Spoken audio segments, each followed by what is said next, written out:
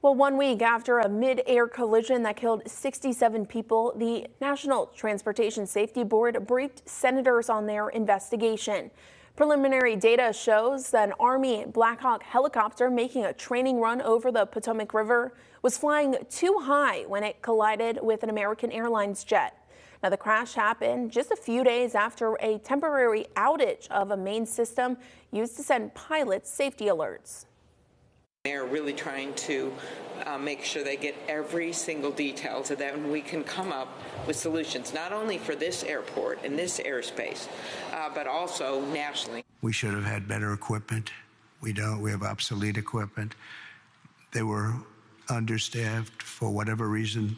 I guess the helicopter was high, and we'll find out exactly what happened.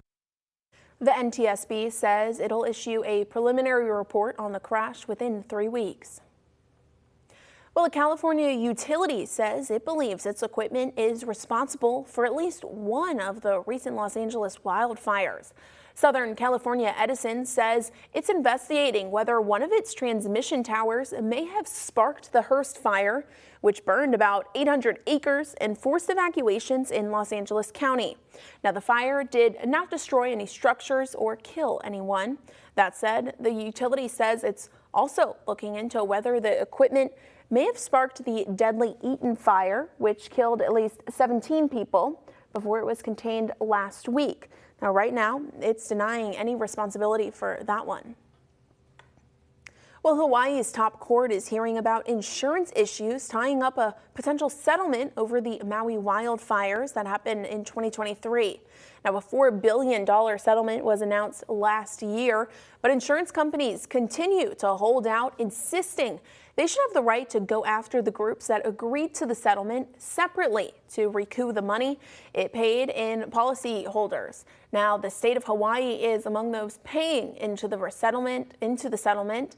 Now, back when the deal was reached, the governor said he was excited to see it jumpstart recovery, but more than 6 months later, that jumpstart still is tied up in court. And really, a lot of effort probably needs to be focusing on infrastructure, creating jobs, rebuilding schools, rebuilding facilities, helping people rebuild homes. That's where we need the energy. Now, if the state Supreme Court agrees that insurance companies can sue those 7 defendants separately, it would likely dissolve the settlement agreement and force individuals and those in class action suits back into a courtroom. Now, if the justice rule the other way, the settlement could be finalized and money could start being doled out.